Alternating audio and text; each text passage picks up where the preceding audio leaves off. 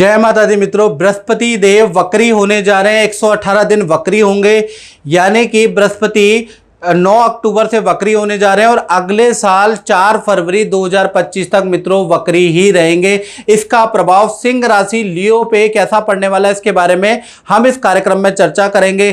क्योंकि बृहस्पति धन के कारक, बृहस्पति पद प्रमोशन के कारक, बृहस्पति आपकी शादी के कारक, बृहस्पति संतान के कारक, बृहस्पति कहीं ना कहीं आपकी गुड हेल्थ के कारक, बृहस्पति घर में शांति के कारक, बृहस्पति भाग्य में वृद्धि कारक बृहस्पति होते हैं। तो बृहस्पति का वक्री होना बहुत इंपॉर्टेंट रखता है जीवन में। आप सिंह राशि के जीवन में क्या इंपॉर्टेंस रखेगा, इसके बारे में इस कार्यक्रम में चर्चा कर लेते हैं। पहले सिंह राशि की आप कुंडली देख लीजिए। यहां पर 10वें स्थान में बृहस्पति वक्री हो रहे हैं, जहां 2 नंबर लिखा है। मित्रों, यह कर्म भाव है, प्रोफेशन का भाव है। यहां पर बृहस्पति का वक्री होना कहीं ना कहीं देखा जाए तो बड़ा लाभकारी है। इसके ऊपर श्लोक क्या कहता है, इसके बारे में चर्चा कर लेते हैं। श्लोक में लिखा है, 10वें भावे वक्री जीवा कार्य प्रसिद्धि दायका, यानी 10वें भाव में जब भी बृहस्पति वक्री होते हैं तो कार्य में जो भी आप काम करते हैं उसमें आपकी वृद्धि होती है और आपकी प्रसिद्धि बढ़ जाती है। अब आपकी क्या होगा, इसके बारे में चर्चा कर लेते हैं। ये जो 10वें भाव में बृहस्पति है और कहीं ना कहीं पंचम और अष्टम के कारक है, तो कहीं ना कहीं ये स्थिति 2 लोगों के लिए ज़्यादा अच्छी है। जो अपना व्यापार करते हैं, जो नौकरी करते हैं, उनके पद प्रमोशन के योग बन रहे हैं, या नौकरी से संबंधित आपकी रुकावटें खत्म होती भी नजर आएगी। कार्य क्षेत्र में आप बड़े पावर में आ जाएंगे। आपके काम से संबंधित रुकी हुई अड़चने 118 दिन खत्म होगी। अचानक ही जो बेरोजगार हैं उनको जॉब के ऑफर मिलेंगे।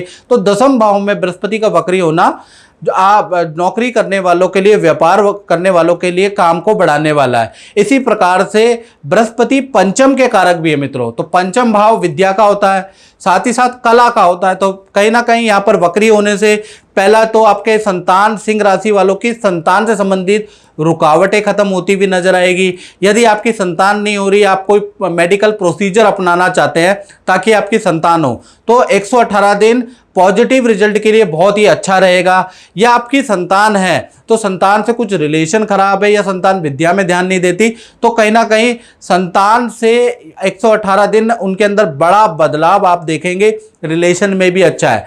साथ ही साथ पंचम भाव कहीं ना कहीं जो ये बृहस्पति जिसके कारक है, ये कला क्षेत्र का भी होता है। तो जितने भी लोग कला से संबंधित है, जो फिल्म में काम करते हैं, जो सिंगर है, या जो कला से संबंधित काम करते हैं, जो कवि हैं, जो साहित्य में हैं, यानी कि सामाजिक क्षेत्र के अंदर है, किसी न किसी कला से संबंधित रखते हैं, उनको उनकी प्रसिद्धि बढ़ेगी। 118 दिन उनके काम की सराहना होगी।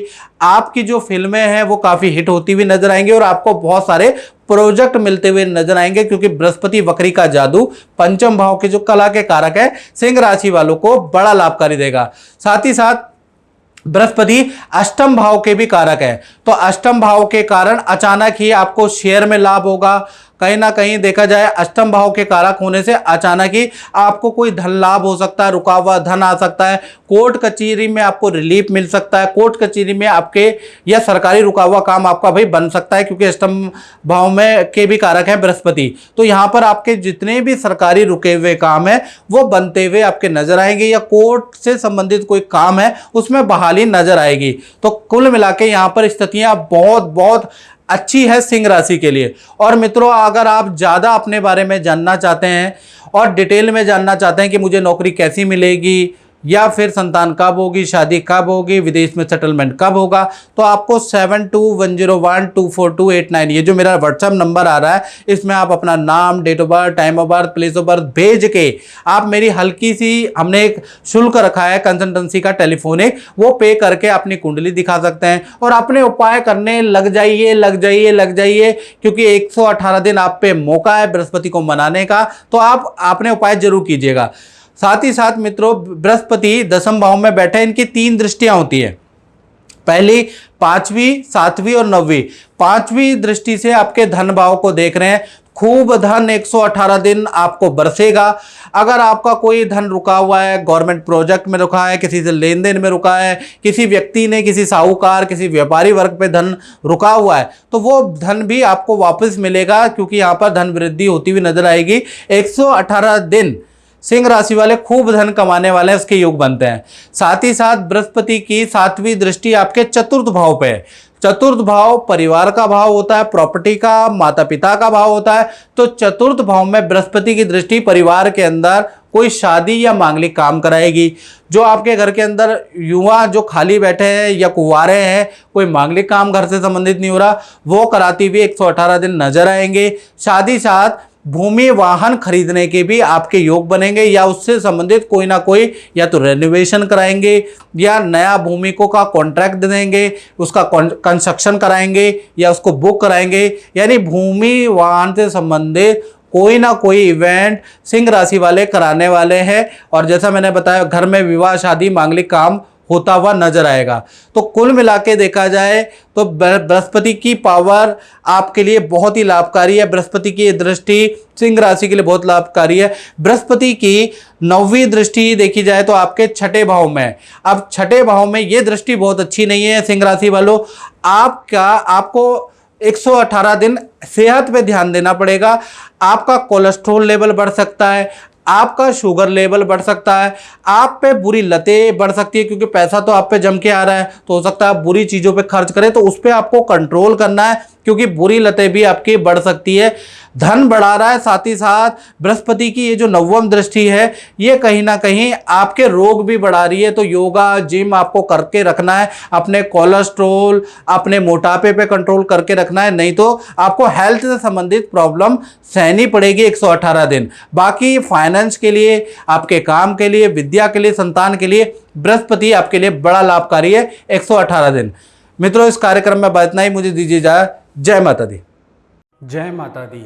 एक बार की बात है, भगवान विष्णु और नारद गांव का भ्रमण करने के लिए पृथ्वीलोक पे आए और उन्होंने देखा कि एक व्यापारी बहुत मेहनत कर रहा था, भगवान का नाम ले रहा था और दान धर्म इत्यादि से बिल्कुल दान धर्म इत्यादि कर रहा था।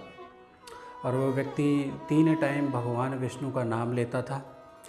जो भी उसके घर में आता उसका अच्छा सत्कार करता था, आदर करता था, ब्राह्मणों का आदर करता था और मेहमानों का आदर करता था। और साथ ही साथ अनाथ जो बालक बच्चे हैं उनके लिए काम करता था, समाज में काम करता था। लेकिन उसका व्यापार बहुत बढ़िया नहीं चल रहा था। तो भगवान विष्णु ने नारद से बोला कि ये व्यक्ति तो बहुत धर्मात्मा व्यक्ति है, तो इसका व्यापार क्यों नहीं चल रहा है? इसको तो धन से आपको से मालामाल कर देना चाहिए। तो भगवान और नारद जी ने बोला कि इसके पिछले जन्मों की कुछ कर्म है प्रभु, जिस कारण से ये निर्धनता को भोग रहा है, इसका व्यापार नहीं चल रहा है, इसको लोग धोखा देते हैं, इससे झूठ बोलते हैं। उसका कारण है इसके पिछले जन्मों के जो संचित कर्म है, उसके कारण इसको इस जन्म में लाभ नहीं मिल पा रहा है।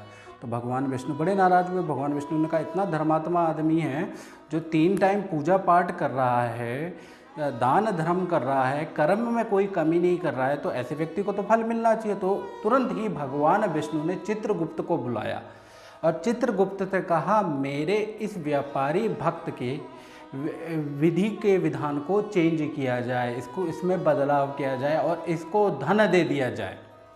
चित्रगुप्त ने कहा और नारद ने भी समझाया, भगवान ये विधि का विधान है, इसको चेंज मत करो।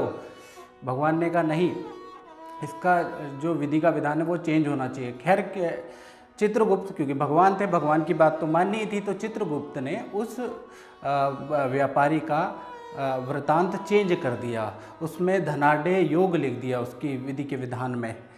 अब 1 वर्ष हो गया, 2 वर्ष हो गया, 3 वर्ष हो गए, फिर भगवान विष्णु और नारद फिर पृथ्वीलोक के भ्रमण के लिए आए और उसी गांव में आए। जब उस व्यापारी को उन्होंने देखा तो देखा वो भीख मांग रहा है।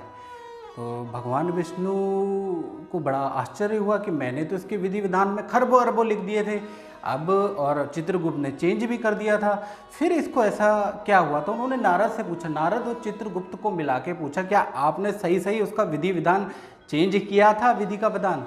तो उन्होंने कहा, प्रभु बिल्कुल हमने इनका विधि का विधान चेंज किया था और विधि के विधान के अनुसार इस व्यापारी के भाग्य में हमने धनाढ़ योग बना दिया था।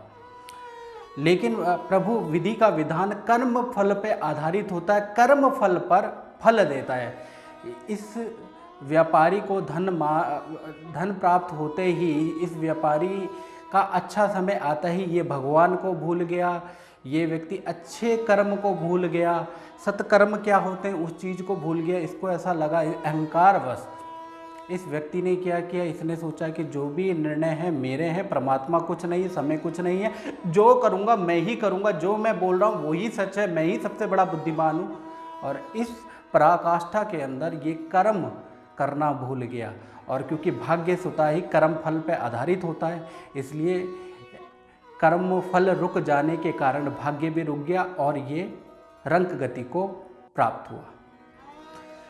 तो इस कहानी का तात्पर्य ये है कि विधि के विधान को चेंज किया जा सकता है अच्छे कर्म, क्योंकि गीता के तृतीय अध्याय के अंदर कर्म फल वाले जो अध्याय है उसके अंदर ये भी लिखा है कर्मण्येवाधिकारस्तु मा फलेषु कदाचन। यानी कि आपका कोई भी विधि का विधान हो, आप परेशान हो, पिछले जन्मों के कर्मों के कारण आपको ऐसा लगता हो कि आप परेशान हैं, आप विधि के विधान को चेंज कर सकते हैं कर्म फल के माध्यम से। इसलिए आप कर्म करते रहिएगा, अच्छे कर्म करिएगा। कोई गरीब आपके सामने आया तो उसका भला जरूर कीजिएगा, किसी अनाथ का भला जरूर कीजिएगा, जितना आपके अंदर सामर्थ्य हो आपका विधि का विधान अवश्य चेंज होगा।